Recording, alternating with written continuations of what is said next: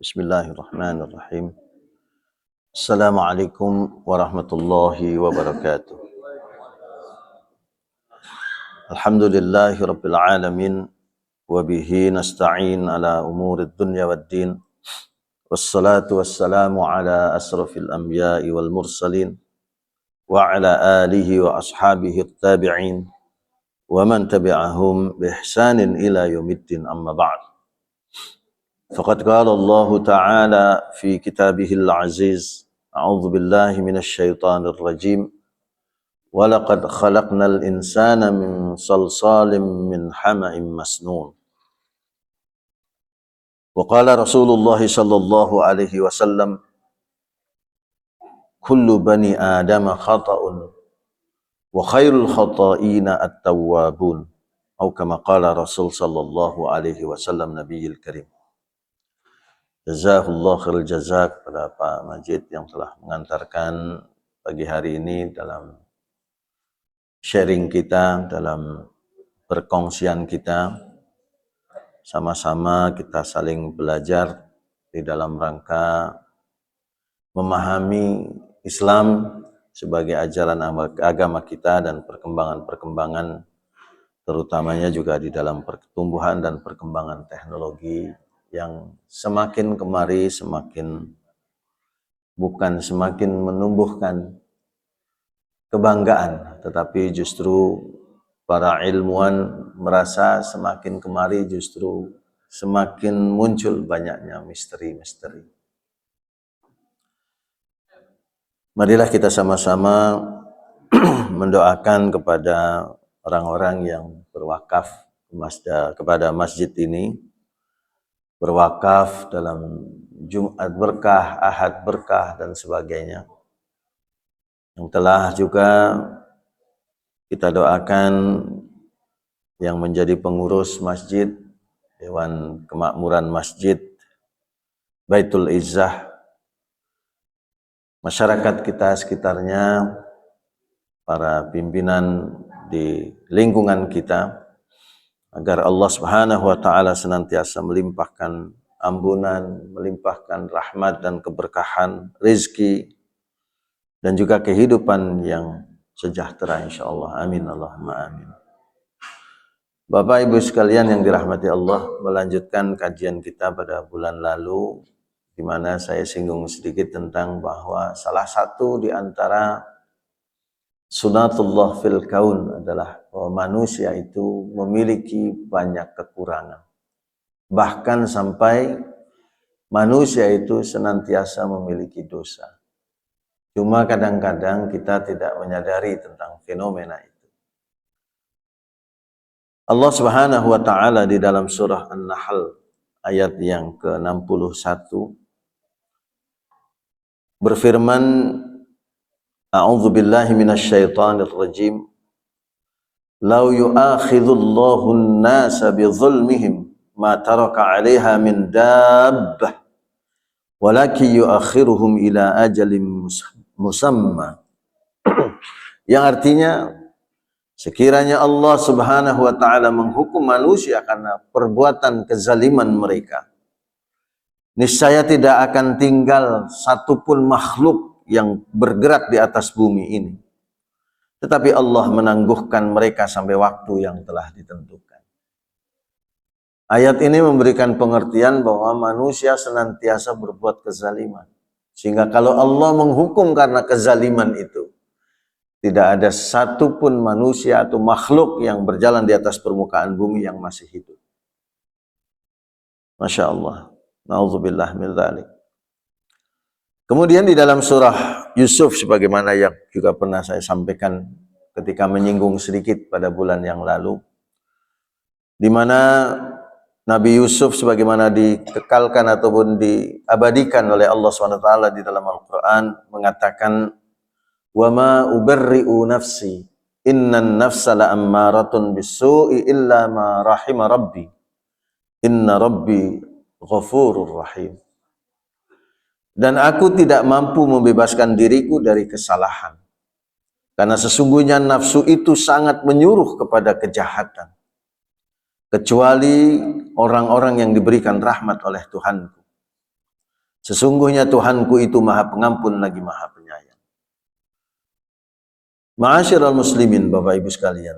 Nabi Yusuf alaihissalam sendiri sebagai seorang nabi mengatakan bahwa tidak ada seorang pun termasuk dirinya yang mampu membebaskan diri dari kesalahan, dari pengaruh nafsu yang senantiasa mengajak kepada kesalahan dan dosa. Kecuali mereka-mereka yang mendapatkan rahmat daripada Allah Subhanahu wa ta'ala. Kemudian juga doa yang sering kita baca Bapak Ibu di dalam akhir surah Al-Baqarah. Rabbana la tu'akhidna in nasina aw akhtana. Ya Allah, ya Tuhan kami, janganlah Engkau hukum kami jika kami lupa atau kami bersalah. Sebagai makhluk, semua manusia memiliki kesalahan. Sebagai makhluk juga secara alamiah telah ditentukan oleh Allah SWT memiliki kekurangan. Karena makhluk diciptakan dari segumpal darah, sebagaimana di dalam ayat yang pertama-tama kali diturunkan kepada baginda Rasulullah SAW. Iqra bismi rabbikal ladzi khalaq, khalaqal insana min 'alaq. Bacalah dengan nama Tuhanmu yang menciptakan. Dia menciptakan manusia dari segumpal darah. Bapak Ibu hadirin sekalian, apa itu segumpal darah yang dimaksud di dalam surah Al-Alaq itu? Kemudian dijelaskan oleh Allah Subhanahu wa ta'ala di dalam ayat yang lain, sebagaimana di dalam surah Al-Mu'minun ayat yang ke-12. Allah berfirman, "Walaqad khalaqnal insana min sulalatin min tin."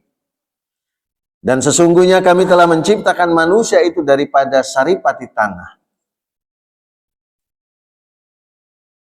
Apa yang dimaksud dengan saripati tanah, Bapak Ibu hadirin sekalian? Allah Subhanahu wa ta'ala jelaskan lagi di dalam surah Al-Hijr ayat yang ke-26. Walaqad khalaqnal insana min salsalim min hama'im masnun. Dan sungguh kami telah menciptakan manusia dari tanah liat kering yang berasal dari lumpur hitam yang busuk dan berubah bau yang kemudian diberikan bentuk. Bapak Ibu hadirin sekalian yang dirahmati Allah.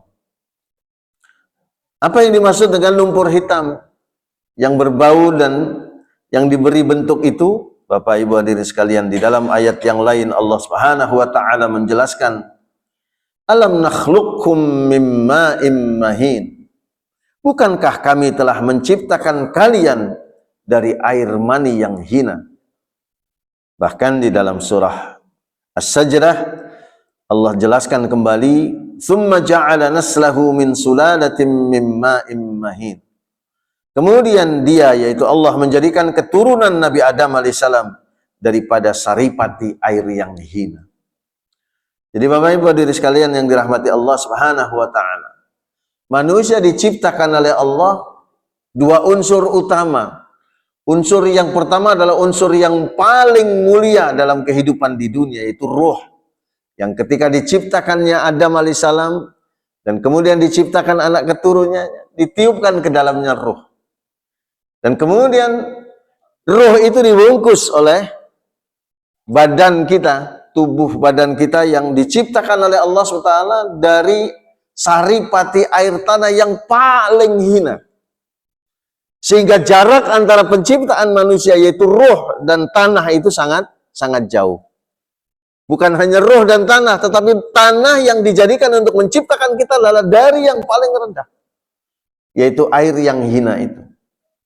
Sehingga oleh karena itu, manusia pada hakikatnya memiliki kekurangan, memiliki keterbatasan, memiliki kelemahan.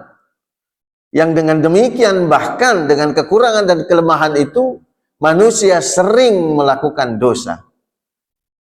Apatah lagi kemudian Bapak Ibu hadirin sekalian, dari penciptaan tanah yang hina itu, ada unsur di dalamnya yang diberikan oleh Allah SWT supaya mampu menjembatani dengan ruh, yaitu tanah yang bersifat ghaib, dalam artian tanah yang tidak terlihat, yaitu yang disebut dengan nafsu, yang sering disebutkan di dalam ungkapan para ulama disebut nafsul amarah bisu, yaitu jiwa yang selalu memerintahkan atau menyuruh kepada perbuatan-perbuatan yang jahat, perbuatan-perbuatan yang mengandungi dosa.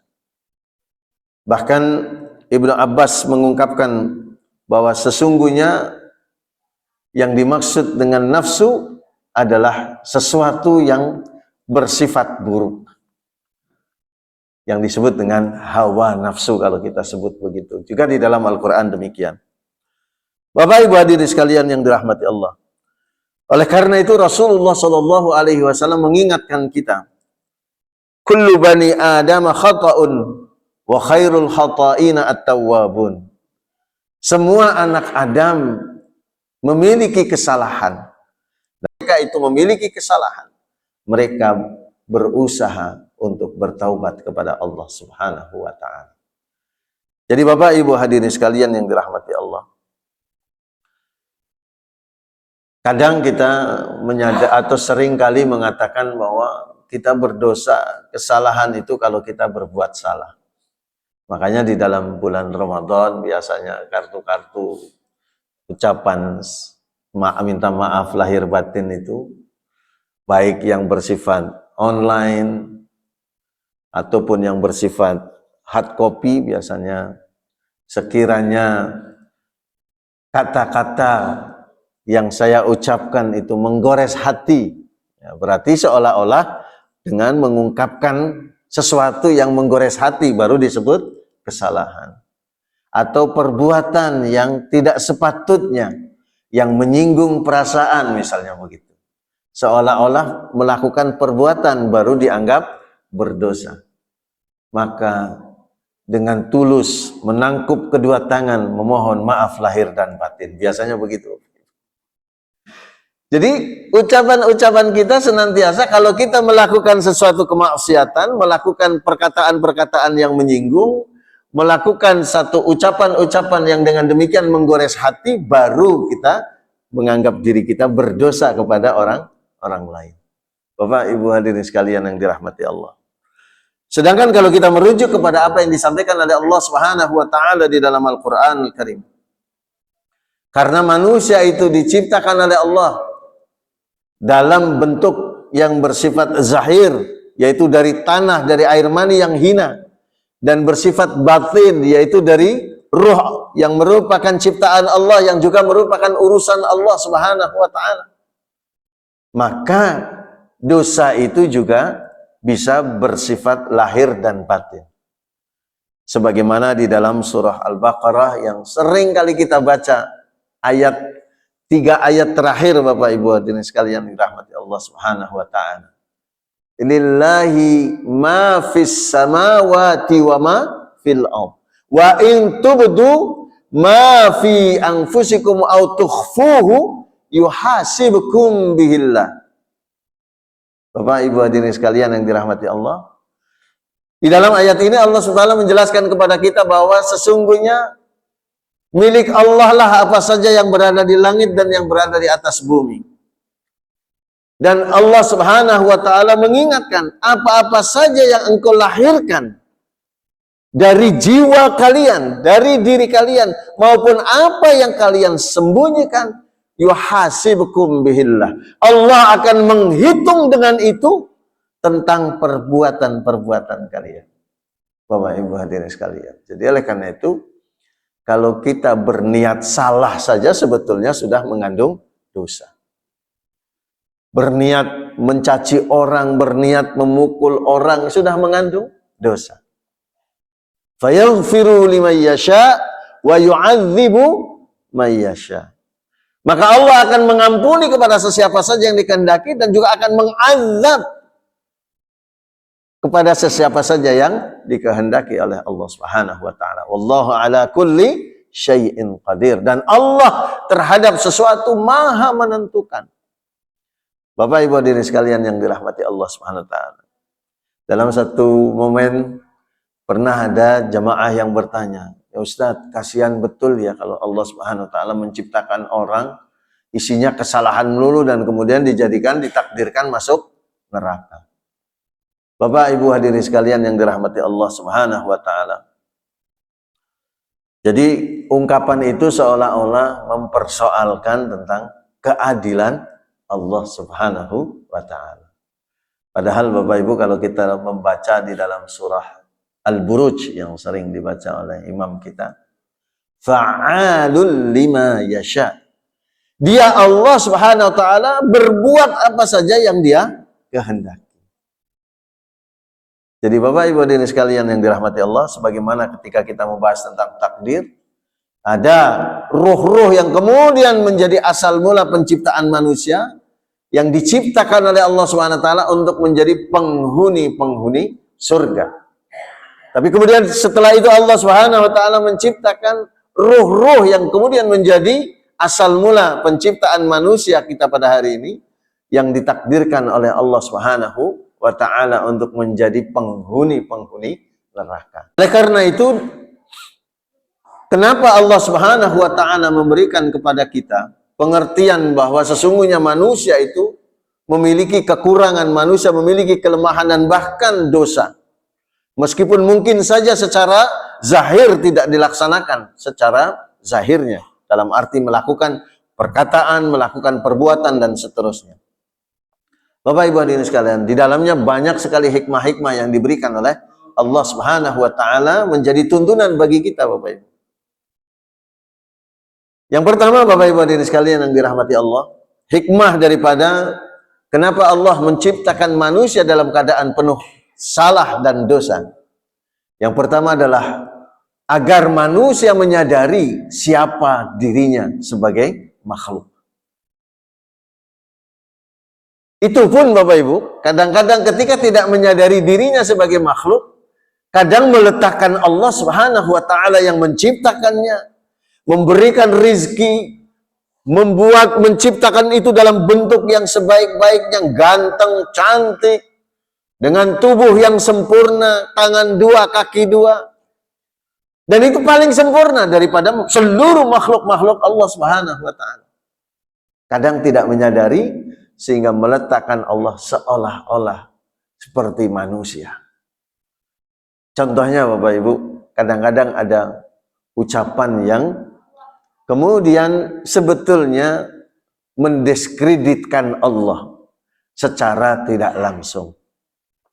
Sebab Rasulullah SAW pernah mengingatkan, ada orang-orang yang beriman kepadaku dan kemudian ada orang-orang yang kafir kepadaku.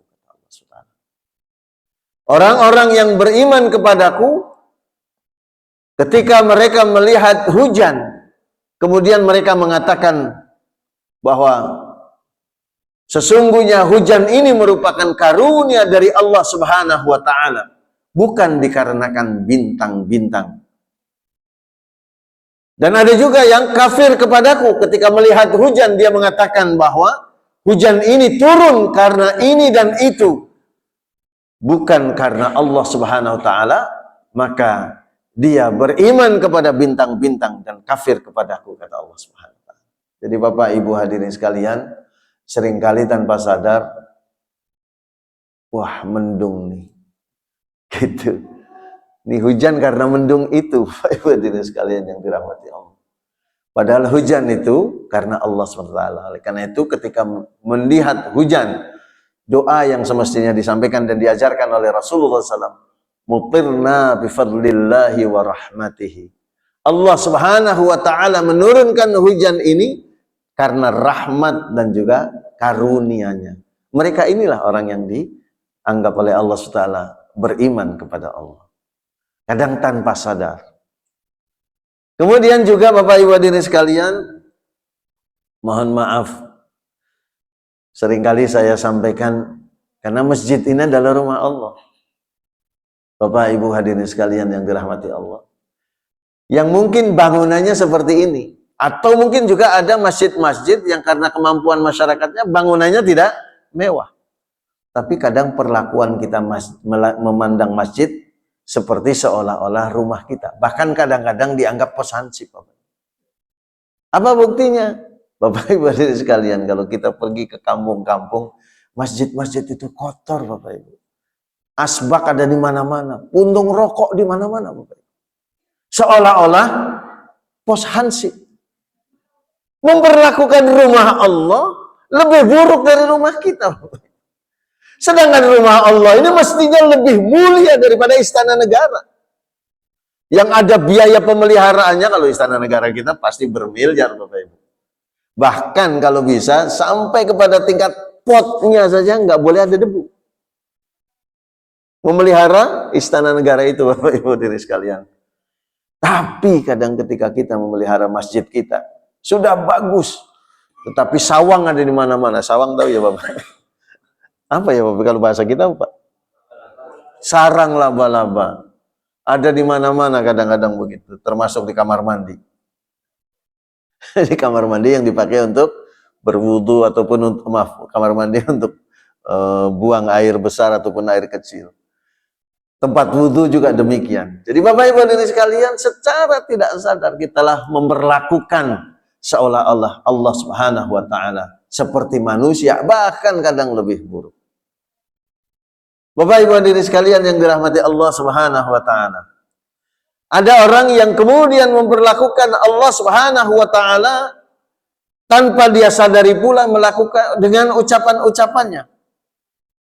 Kalau kalian bekerja, baru kalian akan dapat rezeki. Begitu Bapak Ibu. Padahal Allah telah menjamin rizki. Kerja atau tidak bekerja, urusan Allah mau ngasih rizkinya atau tidak. Sebagaimana saya pernah bercerita tentang kisah Imam Syafi'i ketika berguru kepada Imam Malik rahimahullah alaihima. Jadi Bapak Ibu hadirin sekalian yang dirahmati Allah, kadang kita memperlakukan Allah Subhanahu wa taala dengan ucapan-ucapan. Oleh karena itu dalam sebuah hadis qudsi Rasulullah SAW mengingatkan, boleh jadi seseorang itu ditelungkupkan ke dalam neraka dikarenakan ucapan-ucapannya. Bapak Ibu hadirin sekalian yang dirahmati Allah Subhanahu wa taala. Oleh karena itu dalam konteks yang pertama ini adalah supaya manusia sadar bahwa dia makhluk. Supaya sadar bahwa dengan demikian dia sesungguhnya memiliki banyak kekurangan, banyak dosa. Sehingga ketika diizinkan oleh Allah Subhanahu wa taala untuk membaca ayat-ayatnya, lisannya dibenarkan di dalam membacanya, semestinya itu adalah karunia yang juga sangat besar. Apatah lagi diizinkan oleh Allah Subhanahu wa taala dan ditetapkan ketika berada di ruh tadi itu sebagai penghuni surga. Maka semestinya dengan demikian kita senantiasa bersyukur. Kita senantiasa berusaha untuk menyadari bahwa keagungan Allah tidak bisa kita hitung-hitung. Pujian dan sanjungan kepadanya tidak bisa kita ungkapkan meskipun dengan bahasa sekalipun. Karena bahasa adalah makhluk. Jadi Bapak Ibu hadirin sekalian yang dirahmati Allah, Rasulullah SAW dalam satu tuntunan baginda ketika mengajarkan doa, Allahumma inni a'udzu biridhaka min sukhtika wa bimu'afatika min uqubatika.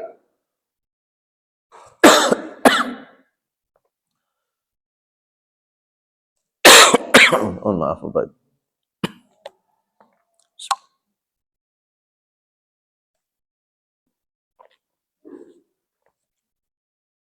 Oleh karena itu, kenapa Allah Subhanahu wa taala memberikan kepada kita pengertian bahwa sesungguhnya manusia itu memiliki kekurangan, manusia memiliki kelemahan dan bahkan dosa. Meskipun mungkin saja secara zahir tidak dilaksanakan secara zahirnya, dalam arti melakukan perkataan, melakukan perbuatan dan seterusnya. Bapak Ibu hadirin sekalian, di dalamnya banyak sekali hikmah-hikmah yang diberikan oleh Allah Subhanahu wa taala menjadi tuntunan bagi kita Bapak Ibu. Yang pertama Bapak Ibu hadirin sekalian yang dirahmati Allah, hikmah daripada kenapa Allah menciptakan manusia dalam keadaan penuh salah dan dosa. Yang pertama adalah agar manusia menyadari siapa dirinya sebagai makhluk.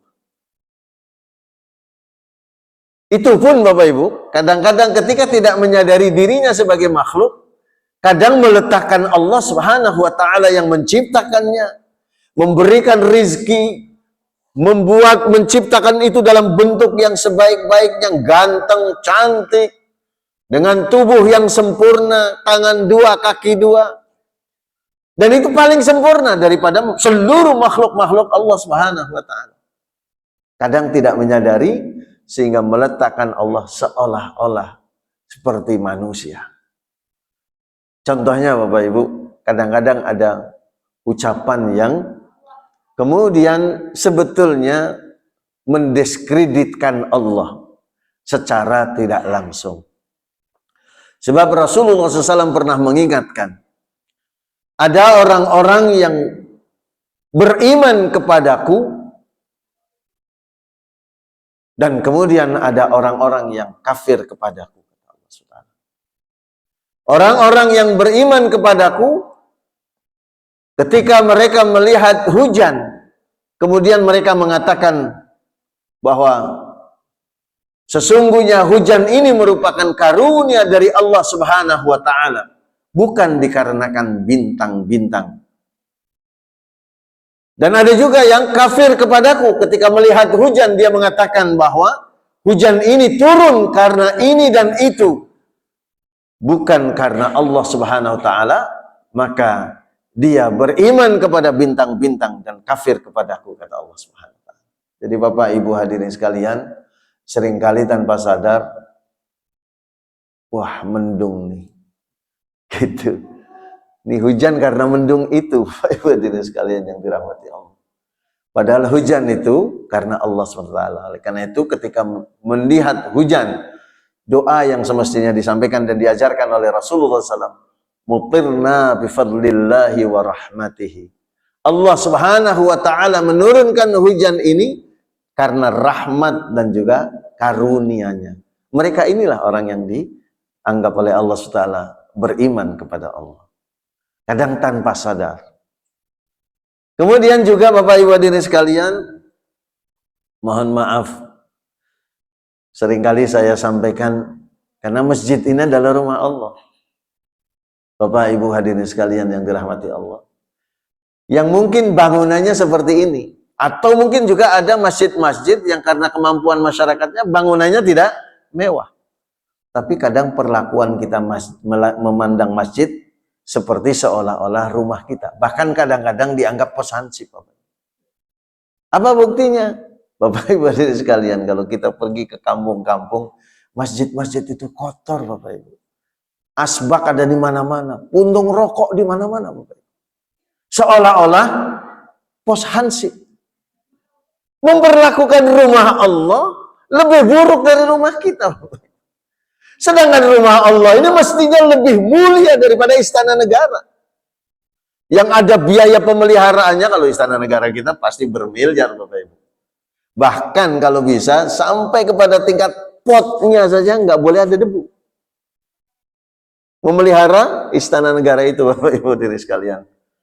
Tapi kadang ketika kita memelihara masjid kita, sudah bagus, tetapi sawang ada di mana-mana. Sawang tahu ya Bapak? Apa ya Bapak kalau bahasa kita Pak? Sarang laba-laba. Ada di mana-mana kadang-kadang begitu, termasuk di kamar mandi. Di kamar mandi yang dipakai untuk berwudu ataupun kamar mandi untuk buang air besar ataupun air kecil. Tempat wudu juga demikian. Jadi Bapak Ibu hadirin sekalian, secara tidak sadar kitalah memperlakukan seolah-olah Allah Subhanahu wa taala seperti manusia, bahkan kadang lebih buruk. Bapak Ibu hadirin sekalian yang dirahmati Allah Subhanahu wa taala. Ada orang yang kemudian memperlakukan Allah Subhanahu wa taala tanpa dia sadari pula melakukan dengan ucapan-ucapannya. Kalau kalian bekerja, baru kalian akan dapat rezeki. Begitu Bapak Ibu. Padahal Allah telah menjamin rizki. Kerja atau tidak bekerja, urusan Allah mau ngasih rizkinya atau tidak. Sebagaimana saya pernah bercerita tentang kisah Imam Syafi'i ketika berguru kepada Imam Malik rahimahullah alaihima.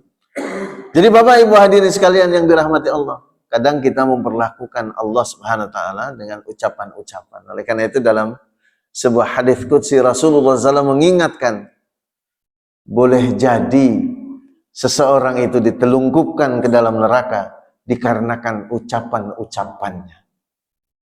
Bapak Ibu hadirin sekalian yang dirahmati Allah Subhanahu wa taala. Oleh karena itu dalam konteks yang pertama ini adalah supaya manusia sadar bahwa dia makhluk. Supaya sadar bahwa dengan demikian dia sesungguhnya memiliki banyak kekurangan, banyak dosa. Sehingga ketika diizinkan oleh Allah Subhanahu wa taala untuk membaca ayat-ayatnya, lisannya dibenarkan di dalam membacanya, semestinya itu adalah karunia yang juga sangat besar. Apatah lagi diizinkan oleh Allah Subhanahu wa taala dan ditetapkan ketika berada di ruh tadi itu sebagai penghuni surga. Maka semestinya dengan demikian kita senantiasa bersyukur. Kita senantiasa berusaha untuk menyadari bahwa keagungan Allah tidak bisa kita hitung-hitung.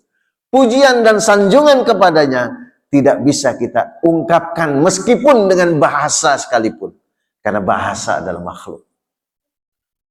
Jadi Bapak Ibu hadirin sekalian yang dirahmati Allah, Rasulullah SAW dalam satu tuntunan baginda ketika mengajarkan doa, Allahumma inni a'udzu biridhaka min sukhtika wa bimu'afatika min uqubatika wa bika minka min uqubatika inni la usi thana'an 'alaika illa kama anta. Allahumma shalli ala Muhammad. A'udzubillahi minasyaitonir rajim. Jadi dalam doa ini Rasulullah SAW mengajarkan Bapak Ibu sekalian yang dirahmati Allah, ya Allah, sesungguhnya hamba berlindung kepada ridhamu, dengan ridhamu, berlindung dengan ridhamu terhadap kemurkaanmu, dan hamba berlindung dengan kemaafanmu dari balasan-balasanmu atau siksamu, dan hamba berlindung kepadamu dari siksa-siksamu itu.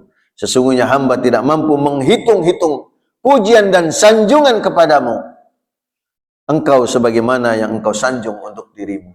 Rasulullah SAW sendiri tidak mampu mengungkapkan dengan bahasa apapun. Menggambarkan tentang keagungan Allah, kebesaran Allah, kegagahan Allah, kemuliaan Allah, kesucian Allah, kekuasaan Allah, tidak mampu digambarkan dengan apapun. Karena apa saja yang dipergunakan untuk menggambarkan itu oleh kita manusia yang juga merupakan makhluk, juga dari bahasa-bahasa yang juga merupakan makhluk Allah SWT. Jadi oleh karena itu Rasulullah SAW menggunakan kalimat seperti itu. La usi thana'an 'alaika anta kama asnaita 'ala nafsi. Hamba tidak mampu menghitung-hitung pujian dan sanjungan kepada engkau ya Allah. Engkau sebagaimana yang engkau sanjung untuk dirimu. Jadi Bapak Ibu hadirin sekalian yang dirahmati Allah Subhanahu. Dengan adanya kita memiliki kekurangan, maka kita merasa bahwa kita ini sesungguhnya berada dalam keadaan yang rendah dan hina. Oleh karena itu Bapak Ibu, amalan yang paling utama dijadikan sebagai amalan yang paling afdal dalam kehidupan seorang muslim adalah sholat.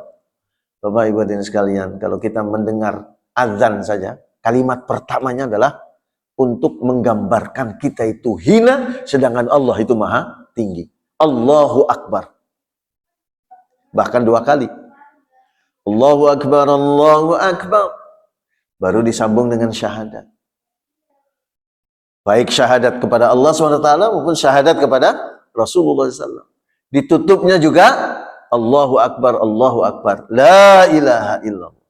Kemudian ketika kita masuk ke dalam masjid, kita dituntut untuk memohon supaya masjid ini adalah merupakan rahmah. Bismillahirrahmanirrahim. Allahumma salli ala Muhammadin wa ala ali Muhammad. Allahumma ftahli abwaab rahmatik waghfir li dzambi. Bapak Ibu hadirin sekalian, doa inilah yang disampaikan oleh Rasulullah SAW. Barang sesiapa yang memasuki masjid sebelumnya membaca doa ini, ghufira lahu ma taqaddama min dzambi, diampuni dosa-dosanya yang lalu.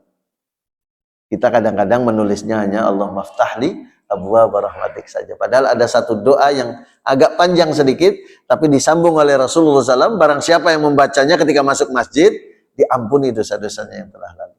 Yaitu pertama baca basmalah, kedua bersalawat, baru Allahumma ftahli abwaab rahmatik waghfir li dzambi. Kenapa disebut waghfir li dzambi juga? Begitu masuk ada rahmat Allah, kita ini makhluk yang penuh dengan kekurangan, kesalahan, bahkan dosa, maka begitu masuk waghfir li dzambi, ya Allah ampuni dosa. Begitu menghadap kepada Allah sebelum melakukan yang lain, kita mengangkat tangan dengan bertakbir yang dibaca Allahu Akbar. Memberi gambaran bahwa hubungan kita dengan Allah adalah dilalui dari penyerahan diri dan kesadaran bahwa kita makhluk adalah makhluk yang hina, makhluk yang banyak kekurangan, makhluk yang banyak keterbatasan, makhluk yang dengan demikian memerlukan karunia-karunia dari Tuhan, dari Allah Subhanahu wa ta'ala yang maha ampun, maha kaya, maha suci dan sebagainya. Itu pengajaran yang pertama. Yang kedua, Bapak Ibu hadirin sekalian yang dirahmati Allah, adalah agar manusia senantiasa mengharapkan ampunan itu dari Allah dengan cara bertaubat. Sebab ketika dia menyadari dirinya, dia kemudian akan mengharap kepada Allah karena dirinya berlumur dosa, maka mengharap kepada Allah ampunan. Oleh karena itu, pemahaman tentang amal ibadah, tentang salat itu tadi Bapak Ibu, para ulama mengatakan as-shalah bermakna an-nida, panggilan, doa Bapak Ibu. Karena sepanjang sholat itu isinya doa Bapak Ibu. Dan puncak daripada pengabdian kita di dalam sholat digambarkan oleh Allah SWT ketika kita bersujud. Aqrabu ma yakunul abdu minallahi wa huwa sajidun fa'akthirud doa. Rasulullah SAW menyebutkan di dalam riwayat Imam Muslim, tempat yang paling dekat seorang hamba kepada Tuhannya yaitu ketika dia bersujud. Maka hendaklah perbanyak berdoa ketika itu. Jadi Bapak Ibu hadirin sekalian yang dirahmati Allah, kalau imam sujudnya panjang, jangan diprotes Bapak Ibu, karena itu kesempatan kita untuk memohon ampun dengan doa yang sebaik-baiknya. Dalam riwayat lain Rasulullah SAW mengatakan fa'ammas sujud, ketika seseorang itu melakukan sujud, fajtahidu fid du'a faquminun ayyustajabu lakum. Maka ketika kalian sedang bersujud, hendaklah bersungguh-sungguh dalam berdoa, karena boleh jadi ketika itu doa kalian dikabulkan oleh Allah Subhanahu wa ta'ala. Jadi Bapak Ibu hadirin sekalian, ketika kita sholat itu hendaknya perpanjang sujud. Nah, kalau kita sudah menyadari perpanjang sujud Bapak Ibu, kata Abu Hurairah radhiyallahu an, Anas bin Malik radhiyallahu an, bahwa sholatnya Rasulullah SAW ketika berdiri, ketika ruku, ketika i'tidal, ketika bersujud, ketika duduk di antara sujud sama panjangnya. Jadi Bapak Ibu, sholat itu mestinya lama. Maka ketika Rasulullah SAW ditanya oleh sahabat, ayu sholatu afdol ya Rasulullah, sholat yang paling afdol itu seperti apa ya Rasulullah? Dijawab oleh baginda Rasulullah SAW, tulul qunut, yaitu sholat yang berdirinya lama. Bapak Ibu hadirin sekalian, inilah bentuk dari pengharapan seorang hamba yang sadar kalau dirinya penuh lumuran kesalahan dan dosa, sehingga dengan demikian ketika sedang berhadapan dengan Allah itu memang berharap yang lama ketemu dengan Allah supaya bisa mencerahkan segala hal, termasuk menyampaikan dosa-dosa, pengakuan dan sebagainya agar diampuni oleh Allah Subhanahu wa ta'ala. Bapak Ibu hadirin sekalian, kita kalau ketemu presiden, Kan perlu ngirim surat dulu, Pak. Kita kirim surat dulu, belum tentu dibalas sebulan 2 bulan. Setelah dibalas, belum tentu ketemunya juga sebulan 2 bulan. Masa ya ketika ketemu, Assalamualaikum Bapak Presiden, terima kasih, Waalaikumsalam, begitu doang? Kan tidak, Bapak Ibu. Pasti ingin melakukan sesuatu. Dan sesuatu itu ketika disampaikan kepada yang paling tinggi kedudukannya dalam sebuah negara, bukan urusan rumah, Bapak Ibu. Bukan urusan anak-anak. Pasti urusan yang juga besar. Berkaitan dengan kapasitasnya, berkaitan dengan kedudukannya, berkaitan dengan statusnya.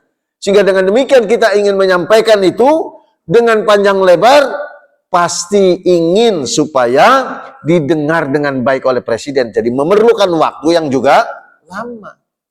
Ini mencurahkan kepada Allah maunya sedikit. Sampai-sampai ada sebuah pesantren ketika Ramadan 23 rakaat, Bapak Ibu. Tapi hanya 7 menit. Saya sendiri heran. Apa yang dibaca begitu? Bismillah saja, Bapak Ibu hadirin sekalian yang dirahmati Allah. Rasulullah SAW mengajarkan agar membacanya dengan tartil. Warattilil Qur'ana tartila. Di setiap rakaat, Bapak Ibu. Makanya imam ketika sholat Aisyah walaupun rakaat ketiga, rakaat keempat, membaca Fatihahnya juga harus dengan tartil. Jangan kemudian rakaat pertama Bismillahirrahmanirrahim. Alhamdulillahi rabbil alamin. Didengar oleh jemaah. Tapi begitu sir, Bismillahirrahmanirrahim. Makmum belum amin, sudah sujud. Katanya sudah membaca Fatihah sama surah Al-Ikhlas. Bapak Ibu hadirin sekalian yang dirahmati Allah, saya takut kalau melakukan itu, hati saya tercemar oleh kemunafikan. Kenapa? Karena tahu baca Quran harus tartil, begitu sembunyi sir menggunakannya dengan cara yang tidak betul. Bapak Ibu hadirin sekalian. Jadi takut saya kalau saya takut, kalau saya jadi imam melakukan begitu, takut dalam hati terhinggap satu penyakit, yaitu kemunafikan. Na'udzubillah min dzalik. Bapak Ibu dan sekalian dirahmati Allah. Oleh karena itu, pengajaran yang keduanya adalah supaya kita senantiasa bergantung kepada Allah SWT. Mengharapkan ampunan dan taubat kepada Allah Subhanahu wa Ta'ala. Sebagai satu kesempatan yang terbaik. Oleh karena itu, para sahabat, termasuk Aisyah radhiyallahu anha ummul mukminin, menyampaikan bahwa ketika Rasulullah SAW itu menangis, Bapak Ibu. Makanya ada seorang ulama dari Mesir menyampaikan, Hasan al-Banna menyampaikan rahimahullah, bahwa tujuan salat selain untuk beribadah kepada Allah yang pertama, yang kedua adalah salat adalah wasilah untuk merintih kepada Allah SWT.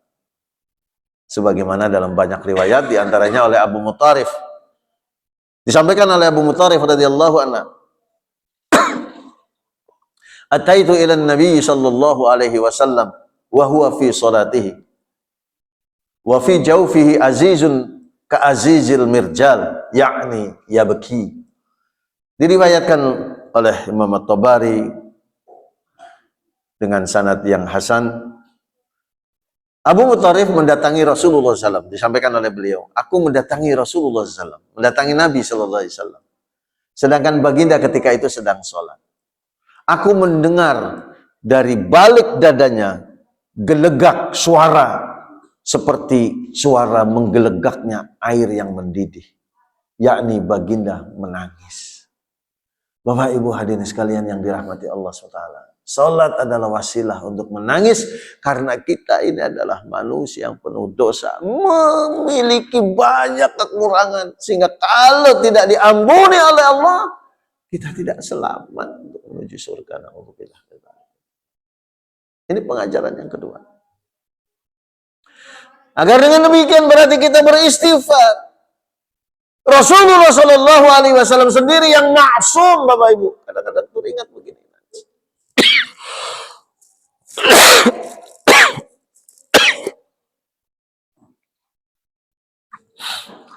Rasulullah SAW sendiri yang maksum, diampuni dosa-dosanya yang sebelumnya dan bahkan setelahnya. senantiasa membaca istighfar dalam sehari. Dalam satu riwayat dikatakan tidak kurang dari 70 kali. Dalam riwayat lain beristighfar dan bertaubat kepada Allah tidak kurang dari 100 kali. Itu Rasulullah SAW, Bapak Ibu, yang sudah diampuni dosanya. Sedangkan kita ini siapa?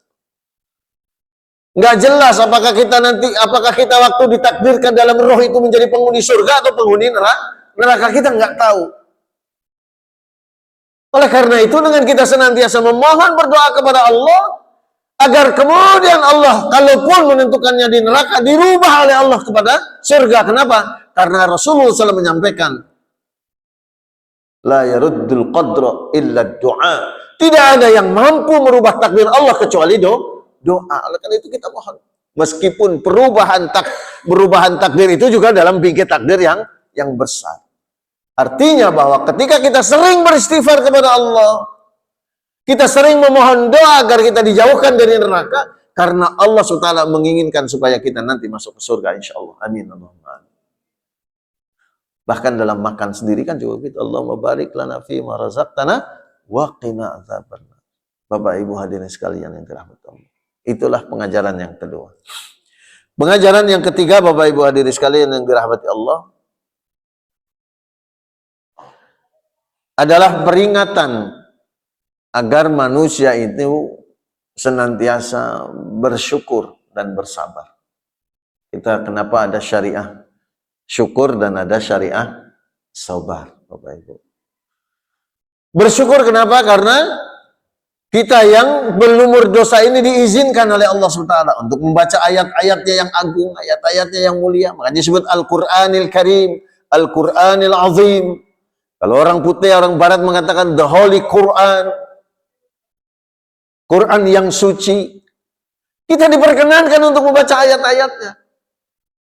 Apatah lagi kemudian kita diperkenankan untuk menghadap Allah Subhanahu wa Ta'ala. Sedangkan kalau presiden harus tulis surat dulu dan sebagainya, ini tidak perlu. Bahkan Allah yang memerintahkan kita untuk memanggil karena waktunya sudah dibuka untuk kita. Makanya Bapak Ibu hadirin sekalian, kenapa yang dimaksud amal terbaik itu tepat waktu? Karena ketika Allah memanggil, berarti Allah yang paling bersedia menghadapi kita adalah di awal waktu sholat itu. Sehingga ketika sahabat bertanya, amal mana yang afdal itu ya Rasulullah? Dijawab oleh baginda Rasulullah SAW. Pertama di antara jawaban itu adalah as-salatu ala waqtiha. Salat tepat pada waktunya. Karena ketika itu Allah Subhanahu wa Ta'ala sangat bersedia untuk dihadapi oleh manusia. Padahal Bapak Ibu, kalau kita mengukur bukan hanya kita, seluruh dunia ini melakukan sholat awal waktu, sebetulnya nggak ada waktu di mana sholat Allah SWT beristirahat, tidak ada waktu. Tapi senantiasa menerima sholat kita, seluruh umat manusia dari belahan yang utara sampai selatan, dari barat sampai ke timur. Bapak Ibu hadirin sekalian, oleh karena itu kita patut bersyukur. Apatah lagi kemudian, sebagaimana digambarkan oleh Allah SWT sendiri di dalam Al-Quran Al-Karim, bahwa ketika kita memiliki rezeki, kita tidak kedekut, tapi kita ringan tangan untuk memberikan rezeki kita, dibagi kepada orang-orang yang memerlukannya. Kemudian bertakwa dan meyakini bahwa balasan yang paling tinggi adalah surga. Maka Allah katakan ketika fa'amma man a'ta wattaqa wa saddaqa bil husna fasanuyassiruhu lil yusra. Kita dimudahkan oleh Allah. Tadi Pak Majid mengatakan kita dimudahkan untuk datang ke masjid. Sedangkan orang bangun saja tidak dimudahkan seperti kita bangun. Kalau sudah bangun pun tidak dimudahkan untuk melangkah kakinya ke masjid. Untuk menghadap Allah. Untuk mengecilkan diri kita ketika itu, Allahu Akbar, Engkau Maha Agung ya Allah. Sedangkan hamba ini hina. Kita tidak diizinkan seperti itu. Tapi begitu kita diizinkan, maka ini adalah nikmat yang besar. Apatah lagi nikmat iman dan Islam. Bapak Ibu. Maka wajar kita semestinya bersyukur. Bapak Ibu hadirin sekalian, maka kalimat alhamdulillah di dalam Al-Quran ada sekitar 5 surat yang didahului dengan alhamdulillah. Dan saya suka untuk membaca itu, merendengkannya dengan Al-Fatihah, karena dengan demikian berarti alhamdulillah terus. Bapak Ibu hadirin sekalian, Imam Asy'uti mengatakan bahwa alhamdulillah itu diucapkan dalam struktur bahasa Arab adalah dalam bentuk jumlah ismiyah. Jumlah ismiyah itu dia memiliki sifat mudawwamah wa thubut. Betul ya, Ustaz? Mudawwamah wa thubut. Artinya kalimat alhamdulillah itu hendaknya terus menerus dan thubut itu tegak. Sabit, kokoh. Artinya berarti ketika kita membaca alhamdulillah semestinya tidak karena waktu-waktu saja. Terima gaji alhamdulillah. Naik pangkat alhamdulillah. Itu. Karena dia harus mudawwamah, terus menerus. Kenapa? Karena karunia dan nikmat Allah juga terus menerus, tidak berhenti. Begitu. Berhenti ketika sudah diwafatkan oleh Allah Subhanahu wa taala. Disempurnakan nikmat itu oleh Allah. Jadi oleh karena itu ketika kita bersyukur hendaknya syukur itu terus menerus, Bapak Ibu. Bapak Ibu hadirin sekalian yang dirahmati Allah, kadang-kadang kita tidak sadar bahwa kita menerima nikmat. Itu kenapa tadi saya katakan ada dosa yang sebetulnya juga secara batin, tapi kita tidak sadar kita melakukannya. Bapak Ibu hadirin sekalian, mohon maaf. Di dalam Al-Qur'an Allah SWT berfirman, "Sakhkhara lakum ma fis samawati wa ma fil ardh." Telah ditundukkan oleh Allah untuk mengabdi atau tunduk kepada kalian apa-apa yang ada di langit dan apa-apa yang ada di bumi. Itu merupakan kalimat yang digambarkan sebagai sunatullah fil kaun, Bapak Ibu. Ditundukkan apa-apa yang ada di langit dan apa-apa yang ada di bumi. Kira-kira apa Pak yang sering kita lakukan tapi kadang tidak sadar bahwa Allah tundukkan yaitu kita untuk ikut kepada kita. Apa Bapak Ibu? Padahal banyak. Bapak Ibu pasti di rumah punya kopiah kan banyak. Kenapa ketika pagi ini yang dibawa kopiah ini? Dan dia mau aja nggak protes Bapak Ibu. Ditaruhkan di kepala mau aja. Itu ditundukkan oleh Allah Bapak Ibu nih. Saya memakai sorban ini, kenapa nggak sorban yang lain? Ketika saya ambil, dia mau saja nggak protes, kesangkut apa gitu nggak mau, sehingga akhirnya diambil lah yang lain. Betul kan Bapak Ibu? Berangkat pakai baju batik. Pakai dan mau saja gitu, kancingnya juga pas. Kalau tidak ada kancing yang lepas, lagi kita pasang, copot sendiri, pada akhirnya digantung, ganti yang baru atau yang lain. Bapak Ibu sekalian, kita nggak sadar. Kemudian seluruh tubuh kita arahkan melangkah kaki, tunduk saja Bapak Ibu, nggak jatuh kejebruk. Antara mata, telinga, otak, urat-urat, tulang belulang, sendi-sendi, melakukan koordinasi sehingga jalan ke sini dalam keadaan masih sehat walafiat. Bukankah itu juga ditundukkan oleh Allah SWT kepada kita? Tapi kadang kita tidak bersyukur. Makanya makna alhamdulillah itu diucapkan oleh kita dalam konteks secara bahasa. Para ulama mengatakan dalam bentuk jumlah ismiyah, yaitu memiliki sifat mudawwamah wa thubut. Jadi Bapak Ibu, sesungguhnya Al-Quran itu memiliki rahasia yang luar biasa. Kalau kita sering berinteraksi, insya Allah kita akan dapat itu. Yang kedua Bapak Ibu, ada 5 ini, tapi baru kedua sudah masuk syuruk. Gimana Bapak? Mbak Majid? Masih ada 10 menit, Alhamdulillah.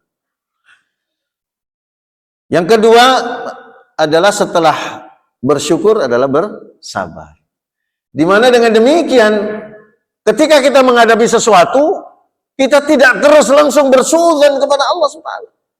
Karena sesuatu yang buruk itu juga ditetapkan dalam takdirnya, dikarenakan kita memiliki kekurangan dan kelemahan, sehingga kita tidak sempurna. Maka dengan demikian, ketika kita mendapatkan ketidaknyamanan, ketidakbaikan menurut hati kita, kita tidak boleh langsung segera bersuudzon.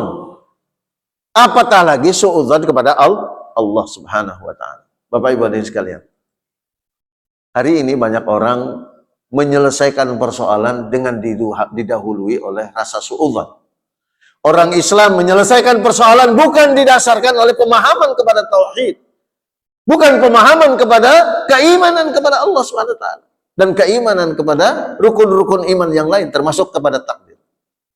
Bapak Ibu, kalau di kantor ada anak buah kita, atau di DKM ini ada sebuah kesalahan yang dilakukan oleh salah seorang pengurus,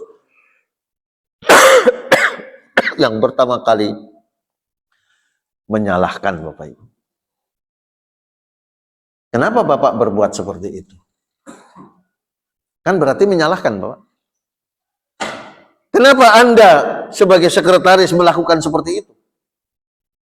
Kenapa tidak mengikuti SOP? Begitu. Dia bertindak seolah-olah sebagai orang yang menghakimi. Sedangkan apa yang berlaku itu takdir Allah Subhanahu wa Ta'ala. Makanya dalam sunnah, dalam hadis pernah saya cerita tentang dialog Nabi Adam dan Nabi Musa alaihissalam. Sehingga ketika Nabi Musa menyalahkan Nabi Adam karena perbuatan Nabi Adam alaihissalam yang menjadikan manusia diturunkan ke bumi, Nabi Adam bertanya, adakah di dalam Taurat itu ayat yang mengatakan wa asa Adam rabbahu faghawwa, dan telah bermaksiat Adam kepada Tuhannya maka tersesatlah dia, dalam surah Fatir Bapak Ibu. Kemudian dijawab oleh Nabi Musa, benar.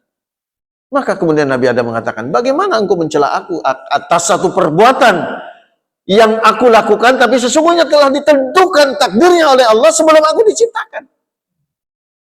Jadi oleh karena itu Bapak Ibu, ketika menghadapi masalah, lihat dulu dari aspek keimanan kita kepada Allah. Allah ingin menunjukkan kepada kita, ini sebuah kesalahan. Kemudian kita mengambil karena kita beriman kepada Allah, kemudian beriman kepada kitab-kitab Allah, yaitu Al-Quranul Karim diantaranya. Di mana di dalam Al-Quranul Karim, apa saja kesalahan adalah karena perbuatan manusia, maka kita langsung introspeksi. Dan yang introspeksi Bapak Ibu, bukan hanya anak buah yang telah melakukan pelanggaran, tetapi juga pimpinannya. Kenapa ketika memberikan amanah tidak memberikan SOP-nya diulang secara detail, yang boleh jadi dia lupa. Sehingga dengan demikian Bapak Ibu, dalam kehidupan kita itu tidak saling salah menyalahkan, tapi saling isi koreksi mengkoreksi. Sehingga dengan demikian menjadikan kehidupan masyarakat itu senantiasa tentram, damai, penuh dengan husnudzon, bersangka baik Bapak Ibu. Termasuk di dalam keluarga Bapak Ibu. Seringkali pertelingkahan rumah tangga menjadikan kemudian terjadi perceraian. Kenapa? Karena dirinya yang mengatakan cerai merasa lebih benar daripada yang diceraikan. Tidak peduli apakah suami ataupun istri. Karena pada hari ini Bapak Ibu, lebih banyak perceraian di kantor agama yang mengajukan cerainya adalah para istri. Padahal menikah itu adalah takdir Bapak Ibu. Di mana seorang perempuan diciptakan oleh Allah dari tulang rusuk suaminya.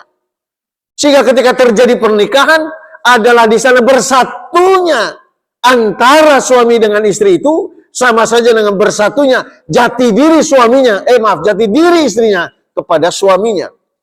Maka orang Jawa mengatakan istri itu adalah belahan jiwa. Garwo itu singkatan si garing nyowo, Bapak Ibu. Betul tidak? Maka semestinya kalau seseorang itu bercerai, seorang istri akan kehilangan jati diri asalnya. Kalau kita melihat itu sebagai takdir Allah, yang awalnya Bapak Ibu mohon maaf, kira-kira kalau saya bertanya di sini, ada dulu yang menikah itu karena benci Bapak Ibu? Nggak ada, pasti karena saling cinta. Bahkan kalau sampai tempat yang istrinya itu calon istrinya jauh saja, Allahu Akbar. Sedangkan malam Ahad itu hujan deras Bapak Ibu. Sampai rela itu pakai berbagai macam jas hujan lah, meskipun jas hujan minjam. Sampai dilakukan itu Bapak Ibu. Kalaupun di atas gunung, sampai apa Bapak Ibu, kan ada lagunya itu kan. Di gunung yang tinggi ataupun lautan yang dalam. Wah Masya Allah. Itu kalau udah nyanyi kayak seperti itu, kayak dunia milik mereka berdua, orang lain yang di sisinya saya anggap nyewa ngontrak dan sebagainya. Tapi apa yang berlaku hanya karena pertelingkahan sedikit, lantas kemudian lupa akan jati diri, lupa akan takdir, lupa akan iman kepada kitab Allah SWT, lupakan iman kepada contoh baginda Rasulullah SAW. Masya Allah. Kenapa? Karena tadi kita tidak bersabar. Sehingga menjadikan apa? Kita mudah disulut. Nah, orang Malaysia mengatakan sumbu pendek. Makanya kalau bikin mercon dulu anak-anak itu waktu zaman saya kecil-kecil, kok bikin mercon sendiri Bapak Ibu, saya sengaja saya panjangin itu sumbunya. Biar kalau dilempar tinggi baru dor begitu. Ini kadang pendek juga disulut di tangan, jedor akhirnya tangannya kena. Meskipun sekarang dilarang karena memang tidak bagus Bapak Ibu hadirin sekalian yang dirahmati Allah. Jadi supaya kita rasa syukur kita semakin tinggi dan pada waktu yang sama rasa sabar kita juga semakin dalam. Maka kehidupan kita insya Allah akan menjadi kehidupan yang dipenuhi dengan kenikmatan-kenikmatan. Itu baru yang ketiga Bapak Ibu. Yang keempat, sampai keempat aja. Ada 5 sebetulnya. Yaitu supaya kita ini tidak muncul rasa sombong dan ujub. Kenapa? Karena Bapak Ibu, meskipun sudah diingatkan, manusia itu kadang menganggap remeh. Apalagi remeh dosa-dosa yang kecil Bapak Ibu. Rasulullah SAW menyampaikan bahwa ada manusia yang meremeh-remehkan dosa yang kecil. Padahal kalau dosa-dosa kecil itu yang remeh dibiarkan, dia akan membinasakanmu, kata baginda Rasulullah SAW. Jadi Bapak Ibu ini sekalian, kadang kita merasa, orang saya nggak ngelakuin dosa kok, begitu. Maka jadilah sombong. Seperti mana kemarin saya sampaikan, sombong itu menurut definisi Rasulullah SAW ada 2 makna Bapak Ibu. Sebut kibir itu. Al-kibru, yang dimaksud dengan takabur itu atau sombong itu, batarul haq wa khamtul nas. Yang pertama adalah menolak kebenaran, yang kedua meremehkan manusia. Jadi sombong itu menolak kebenaran dan meremehkan orang lain. Itu disebut sombong. Tidak meremehkan orang lain, tapi menolak kebenaran yang datang dari Allah Subhanahu wa Ta'ala. Itu juga sombong. Bahkan ini sombongnya lebih besar. Itu yang pertama, sombong Bapak Ibu. Dan hadiah dari Allah SWT kepada orang yang sombong. La yadkhulul jannah man kana fi qalbihi mithqala dzarratin min kibrin. Tidak akan masuk surga seseorang yang ada di dalam hatinya ketakaburan walaupun sebesar dzarrah. Meskipun sebesar atom. Bapak Ibu hadirin sekalian, oleh karena itu ketika kita merasa, oh saya ustadz kok, nah, itu, saya ketua DKM kok gitu. Oh saya ini di kantor direktur kok. Oh saya ini bupati kok. Kalimat itu saja sudah memberi gambaran tentang kesombongan meskipun sebesar dzarrah. Bapak Ibu. Yang kedua, ujub. Bapak Ibu hadirin sekalian yang dirahmati Allah SWT. Orang yang merasa tidak berdosa, kemudian ujub. Saya lebih baik, saya lebih soleh, saya lebih banyak sholat di masjid, saya lebih banyak qiyamul lail. Maka kemudian kepada yang lain memandang rendah. Karena ujub berarti memandang dirinya lebih baik. Bapak Ibu hadirin sekalian, Rasulullah SAW pernah mengingatkan kepada orang yang ujub. Dalam sebuah riwayat yang luar biasa, saya ketika membaca riwayat ini terpegun-pegun begitu Bapak Ibu, subhanallah. Sebab kadang-kadang kita secara tidak langsung ataupun secara tidak sadar kita ujub. Itu. Rasulullah SAW bersabda, "Laulam takunu tudhnibuna la khiftu alaikum ma huwa akbaru min dzalika al-ujub al-ujub." Sekiranya ada orang yang merasa tidak memiliki dosa, aku sangat khawatir dia akan terkena penyakit yang lebih besar daripada dosa yang dia timpa itu, yaitu penyakit ujub. Jadi penyakit ujub itu lebih besar dari dosa, Bapak. Bapak Ibu hadirin sekalian yang dirahmati Allah. Bahkan dalam riwayat lain, Imam Al-Haythami sebagaimana disahihkan oleh Al-Hakim, "Laulam takunu tudhnibuna la khashitu 'alaikum ma huwa akbaru min dzalika al-'ujub." Sekiranya kalian merasa tidak berdosa, aku sangat takut. Sebenarnya sampai mengungkapkan tadi sangat khawatir. Yang sekarang la khasyitu, sangat takut kalian terkena penyakit yang lebih besar mudaratnya dibanding dosa yang akan kalian timpa itu, yang akan kalian lakukan itu, yaitu ujub, Bapak Ibu. Di antaranya sederhana, Bapak Ibu. Begitu motornya dipuji, motor siapa dulu? Anaknya masuk IPTN. Wih, anak papa masuk IPTN. Anak siapa dulu? Gitu. Itu ujub, Bapak Ibu. Kenapa, Pak? Bercanda juga sama kan? Kalau bercanda kan melihat kepada hatinya. Kalau kita merasa nyaman kan bercanda kita juga merasa nyaman saja gitu kan. Tapi kalau hati kita memahami bahwa kita rendah, alhamdulillah Allah yang memberi rezeki. Beda Bapak Ibu. Bapak Ibu hadirin sekalian yang dirahmati Allah. Masih kurang satu. Tanggung ya Bapak Ibu hadirin sekalian yang dirahmati Allah SWT. Kemudian yang kelima ya. Kelima. Yaitu untuk supaya kita ketika merasa banyak dosa biasanya lahir kecewa, putus asa. Bapak Ibu hadirin sekalian. Bahkan kadang-kadang nekat Bapak Ibu. Nah, orang dosa inilah bahasanya kalau udah kecebur mah biarin basah sekalian, kira-kira begitu kan? Kan manusia suka begitu kan? Maka kadang-kadang dosa ini, maka dalam cerita yang membunuh 99 orang itu kan ketemu dengan ahlu ibadah. Bagaimana saya membunuh 99 orang? Apakah dosa saya diampuni? Katanya ahli ibadah loh, saya yang ibadahnya rajin aja belum tentu diampuni. Maka kata yang, sekalian aja tuh, nggak diampuni ini, bunuh yang jadi 100 Bapak Ibu. Sifat manusia memang.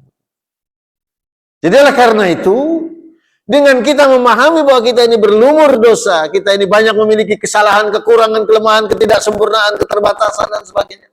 Supaya kita ini tidak kecewa. Kecewa kepada Allah SWT, tidak berputus asa. Apatah lagi kemudian kita itu jadi memiliki rasa pesimis. Bapak Ibu hadirin sekalian yang dirahmati Allah, Rasulullah SAW mengingatkan, manusia tidak boleh memiliki rasa pesimis. At-tiyaratu syirkun, at-tiyaratu syirkun thalathan. Rasulullah SAW menyebutkan dalam hadisnya, pesimis itu syirik. Pesimis itu syirik 3 kali. Di dalam hadis. Jadi rasa pesimis itu kesyirikan. Kenapa? Orang yang pesimis tidak meyakini dan beriman kepada Allah bahwa Allah Maha Penolong. Tidak meyakini bahwa Allah Maha Kaya. Tidak meyakini bahwa Allah Maha Kuat. Tidak beriman bahwa Allah Maha Gagah. Tidak beriman bahwa Allah Maha Mulia. Jadi oleh karena itu pesimis itu syirik. Yang kedua, tidak boleh berputus asa. Luqman rahimahullah menasihati anaknya, wala tai'asu mir rauhillah. Innama yai'asu mir rauhillah illal qaumul kafirun. Jangan kalian berputus asa kepada rahmat Allah, dari rahmat Allah, karena sesungguhnya hanyalah yang berputus asa dari rahmat Allah itu adalah kaum kafir.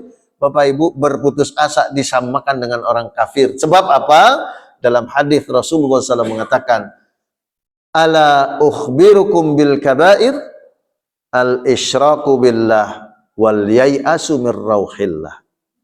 Rasulullah SAW mengatakan dalam sebuah hadis diriwayatkan oleh Imam Muslim, Imam Tirmidzi, Imam Ahmad, maukah kalian aku beritahukan tentang dosa-dosa besar?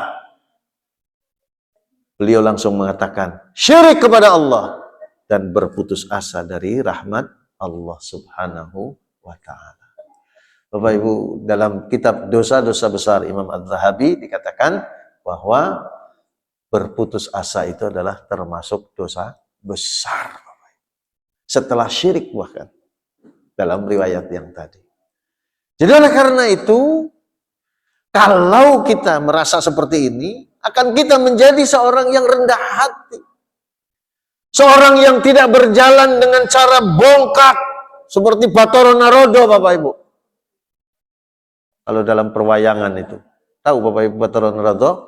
Bathara Narada itu digambarkan Bapak Ibu kalau dalam wayang orang kalau jalan itu selalu ngelihat ke atas, Bapak Ibu. Jalannya juga begini. Tapi melihat duit 100.000 langsung lihat ke bawah. Selalu. Oleh karena itu, di dalam surah Al-Furqan, ciri orang yang beriman, yang dicintai oleh Allah yang Maha Rahman. Wa ibadur rahmanil ladzina yamshuna 'alal 'ardi hauna wa idza khatabahumul jahiluna qalu salama. Dan hamba-hamba Allah yang Maha Rahman, mereka adalah orang-orang yang ketika berjalan di atas permukaan bumi, haunan, dia merendah diri, tidak bongkak, tidak sombong, tidak ujub. Dan kemudian ketika dikhutbai oleh orang-orang jahil, mereka mengatakan, salama, keselamatan untuk kalian. Sebab kalau berdebat dengan orang jahil, Bapak Ibu, habis energi. Nggak ngerti-ngerti. Oleh karena itu diajarkan oleh Allah SWT dalam surah Al-Furqan ini. Assalamualaikum ya Bang. Saya mau beli pesanan ini. Pesanan aja kan bilang pesanan. Pesanan diri kan boleh Bapak Ibu. Nggak bilang pesanan istri kan gitu. Saya mau ke depan mau beli pesanan. Mohon maaf. Maka di dalam Al-Quran Allah SWT mengatakan, wala taq'udu ma'ahum hatta yahudu fi hadithin ghairu. Jangan duduk bersama orang-orang yang seperti itu sampai mereka merubah perkataan yang lebih baik. Sebab apa? Innakum idzam mithluhum. Kalau sama-sama duduk di situ, meskipun dengerin, kamu sama dengan mereka. Coba Ibu hadirin sekalian. Jadi kita disuruh oleh Allah SWT tidak boleh merasa sombong, tidak boleh merasa ujub, tetapi senantiasa disuruh untuk bersyukur, merendah diri dalam pergaulan, sehingga dengan demikian kita ini memiliki jiwa yang senantiasa bukan hanya tenang, tapi juga dihormati oleh yang lain. Karena kita tidak merasa meremehkan orang lain, bahkan juga tidak merasa membanggakan dirinya. Karena kita sama-sama yang boleh jadi orang lain itu lebih baik dari kita. Itulah yang disebutkan di dalam surah Al-Maidah ayat 54. Ya ayyuhalladzina amanu may yartadda minkum an dinihi fasawfa ya'tillahu biqaumin yuhibbuhum wa yuhibbunahu adzillatin 'alal mu'minin a'izzatin 'alal kafirin yujahiduna fi sabilillah wa la yakhafuna lawmata la'im. Dzalika fadlullahi yu'tihi man yasha wallahu wasi'un 'alim. Bapak Ibu, Allah mengingatkan, wahai orang-orang yang beriman, barang sesiapa di antara kalian murtad dari agamanya, maksudnya murtad dari Islam, maka Allah akan tukar, Allah akan gantikan dengan kaum lain yang mereka, Allah cinta kepada mereka. Syaratnya mereka cinta kepada Allah. Didahului Allah cinta kepada mereka, kemudian mereka cinta kepada Allah. Kalau kita seringkali cinta kepada Allah, baru Allah cinta kepada kita. Sesungguhnya kaum pengganti yang akan menjadi pembaharu bagi orang-orang yang sudah ridah, yang sudah murtad, adalah Allah mencintai mereka, menjadikan mereka cinta kepada Allah.